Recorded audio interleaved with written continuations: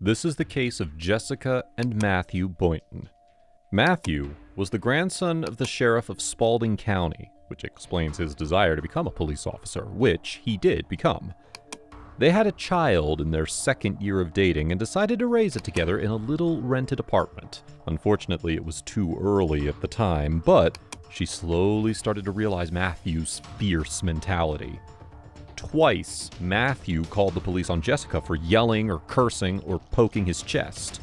Around December of 2014, Jessica had a brief affair and got pregnant, but Matthew said he'd raise the child as his own. That's when they finally decided to get married.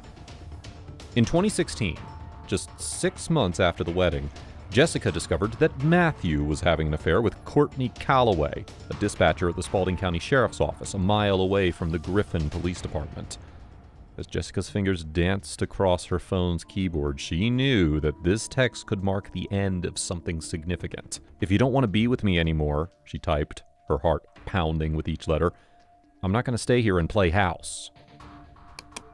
Matthew read the message with a sinking feeling in his stomach. He had been spending more and more time with Calloway, and he knew that his relationship with Jessica was hanging by a thread. "It's not going to work for us," he typed, his fingers trembling with the weight of his decision. "I already know it won't." Jessica and Matthew's trip to Walmart that Thursday night was supposed to be a routine errand, but it turned into a heated argument that left Jessica refusing to get back into the car. As Matthew tried to figure out what to do, he reached out to a Griffin police lieutenant for advice.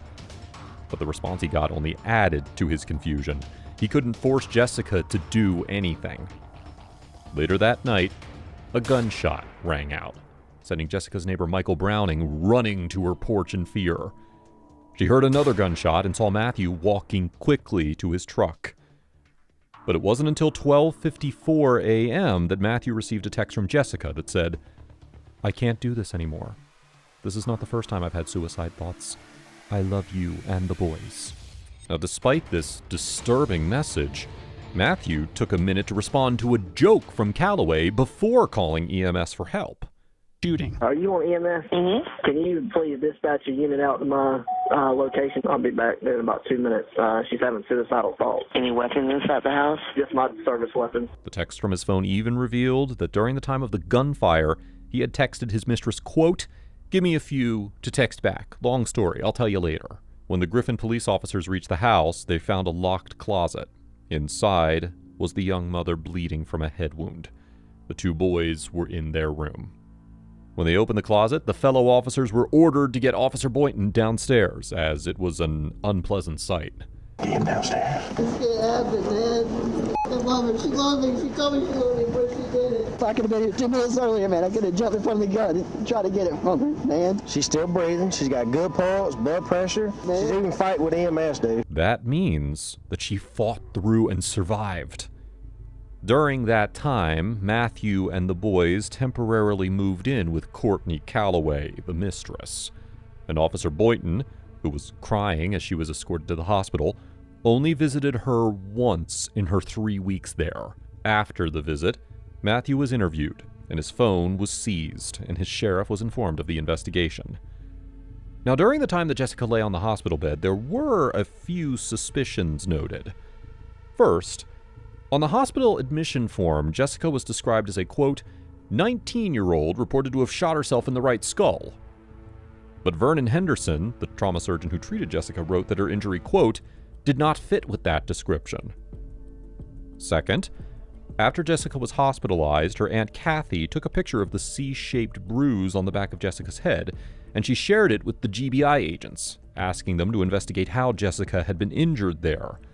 The lack of blood on the wall or on Jessica's clothes in the closet raised suspicions that there may have been a physical altercation leading up to the gunshots.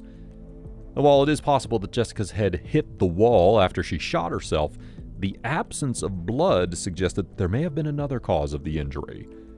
The only evidence of blood was found on the pillow under her head, adding to the mystery of what really happened that night. And third, the investigation took a dramatic turn when GBI agents canvassed the apartment complex and discovered discrepancies in the timeline of events. Megan Browning and her fiancé and a couple living next door to Jessica were the only neighbors who had heard gunshots.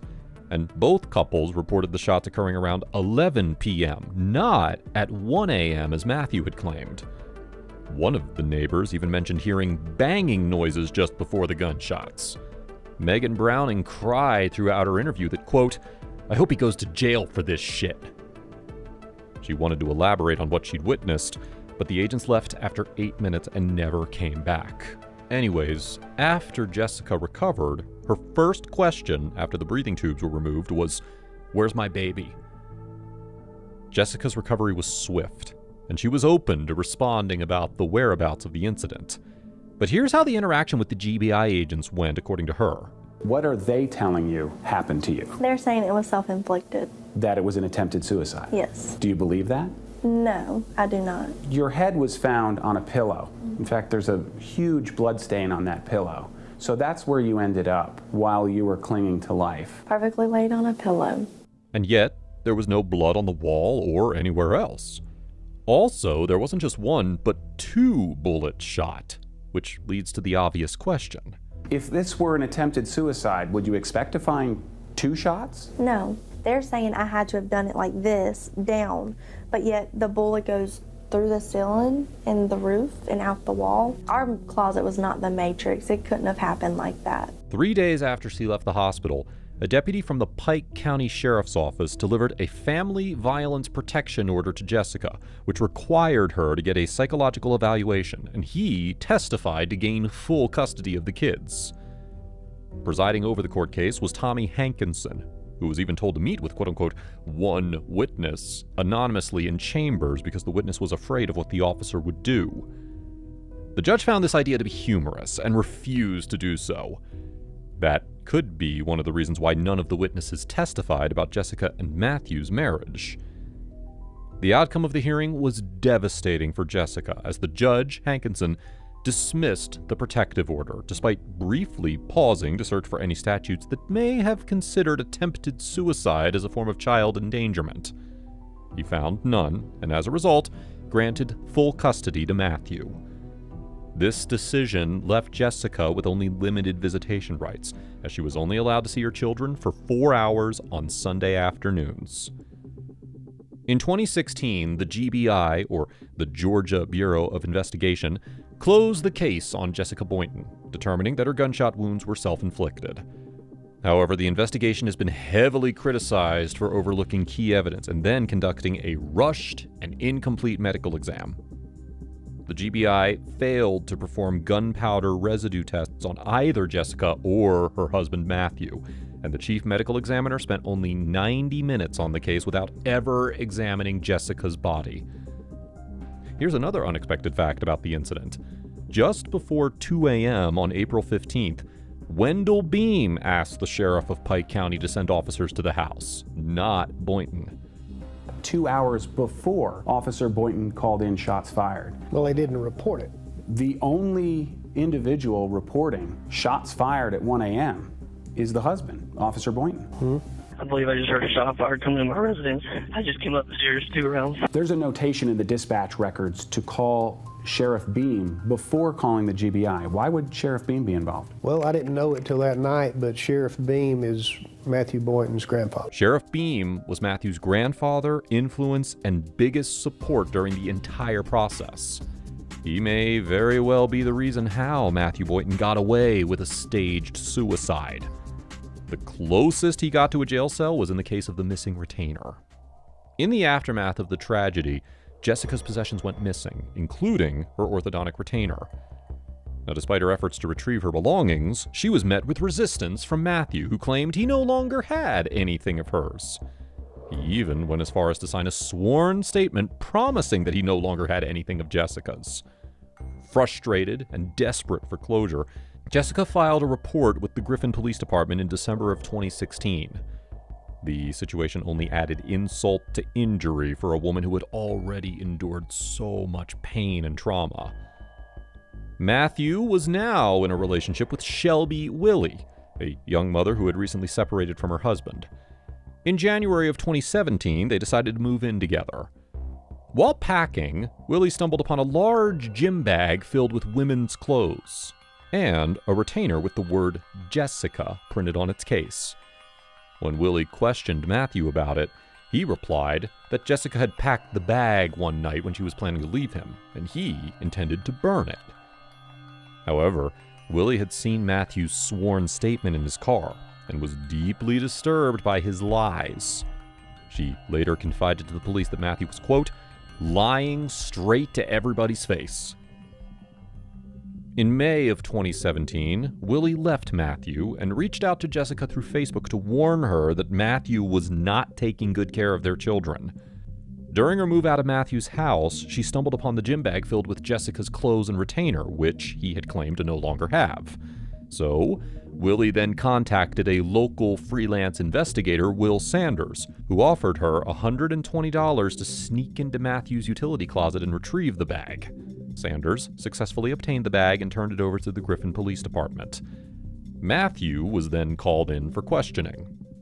So what happened during the interrogation? Let's find out. So Jessica came in, she filed a report. Okay. I talked to you about it. You wrote a statement saying you didn't have any of her items. Right. The report specifically said her retainer and stuff like that, and her clothes. Okay. Do you know anything about where her clothes or retainer may have been? Like I told her before, the only thing that we might have had would have been in that white trailer, and my stepdad has not mentioned anything else being in there. And we gave everything back that we had, because she had put some stuff in like it's like a little foot chase thing. Mm-hmm. You open it up, it's got two little boxes. I think we used to use it for like diapers and stuff now, but I mean, everything that she had that I knew of was gone. I got rid of everything I knew of. You got rid of a house, so. To either give back to her or her family came back and got it. You know, like she had a big kitchen table and some other stuff that her Aunt Kathy and Uncle Tim had come and got. Just different. I think my stepdad actually took a whole bunch of stuff over to her grandparents' house at 2464 East Milner in Pike, which is like right by my parents' house. Okay. So when did you move to LeMay Road? That would be sometime in March. March. Mm-hmm. Through the course of that move, did you find anything that belonged to her at that point? No, because if I would have, I would have turned it over to her, because I have no need to keep her stuff. He immediately lies about returning the stuff to her parents during the early days of the incident and has no idea that the bag is already in police custody. Get ready, because he's about to go from lying to crying real quick. The only thing I had at that point was that computer, and me and you had talked about that and gave it back to her, because she could let her talk to Bird. Okay. So,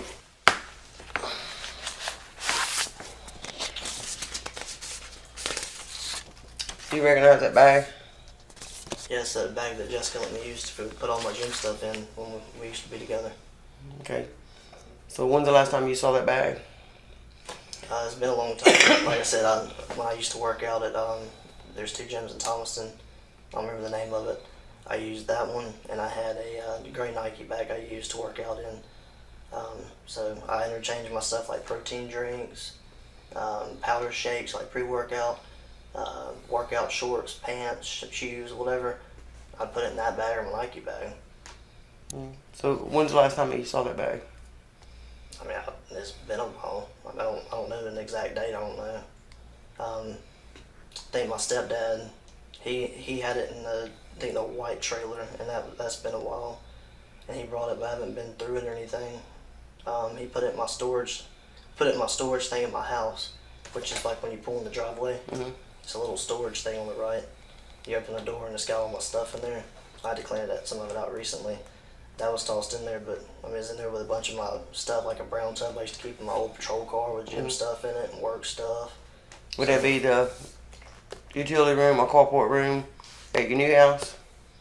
Yeah, that's where I keep I keep stuff in that, and I keep stuff in like what's considered the office and like the back of my house. Mm-hmm. I just tossed it in there for the rest of my gym. But it's just the old gym bag.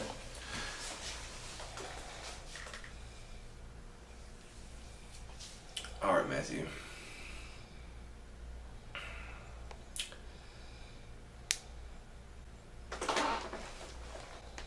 Look. Let me see the photo. Let me see the photo.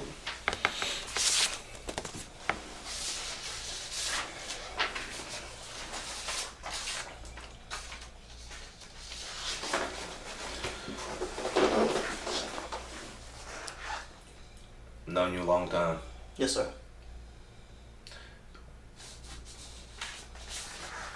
This bag, you saw it moving when you moved from your apartment to the main road. I didn't know. And your stepdad and Wendell saw it, and another female saw it. All right. Okay. At the house and the apartments. Yes or no? When you moved from the apartment. When I moved, like I said, I had all my stuff in the white trailer. Matthew, that's not what I'm asking you. When y'all were in the process of moving, and you moved into the house that you're at now, your residence, did you or did you not see this bag? Yes, sir. It was in my storage room in the garage. All right. Now, why would I be holding a picture of this bag? I guess because Jessica brought it into you. Why would Jessica have it if you had it at your house? I don't know. I guess somebody got it from my garage and my shed. Who would have gotten it? There's a couple of people. Okay. I don't know. All right. Okay. Like, And inside that bag, there were numerous contents inside of it. And one of those is this right here. You know what this is? it's like Jessica's old retainer thing that she had them wear together. Right. The bag was completely filled with female clothes. And this is one photo of it. That's not yours. No, not. All right? No, sir.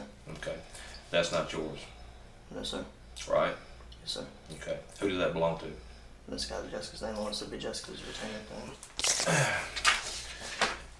If it was in this right here, where would that have been at? I had all of her stuff in it. What would it have been at? It would have been in the garage thing, like I said, Which is where? which is at my house. Which is at your house. Yes, sir. Did you buy that for Jessica? I don't recall. I don't think I did. Because she I had think her grandparents did. because she had retainers before she met you, right? Before y'all got married, right? I believe so. So that would make it whose property? Hers. Not yours, right? Right. Yes, sir. Whose bag is that? Jessica's. And the contents in the bag? And it's got all her stuff in it. So why would you not have brought that to us when you saw the bag at moving? Sarge, I promise I've not been through that bag. The last time I used that Matthew, bag I was for the didn't gym. ask you that, Matthew. Listen to me, buddy. I Whose bag is this? understand what you're saying. It's Jessica's. I should have brought it up here. You know, Makes all things, and I don't know anything about your other issue, but all the things involved in reference to this case, all the going around, the statement that you wrote, where's the statement at? The statement that you wrote. That statement, I didn't read this, I don't know what the statement said, what did it say? It's just very brief. I gave Jessica her property like I gave her a computer and everything. Right. Yes, sir. Whose is this bag? It's Jessica's.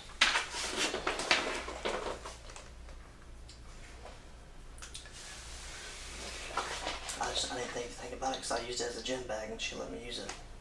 I understand what you're saying. This might be the first time he was found guilty of a crime. More importantly, he was caught red-handed lying about not knowing the bag and immediately tried to play dumb. The interrogator made him realize what getting caught red-handed feels like. Matthew, a police officer. Yes, sir. I understand. You're a police officer, Matthew. You know we are held to a higher standard than anybody else. I understand. You know, people don't expect us to make mistakes, and they don't realize we're human. I understand that. Yes, You sir. understand that. Should have been smarter about it. You work out a lot, don't you? You stay in shape. Try You're in to. good shape, right? Try to. You have 2 bags that you swap your stuff in between, right?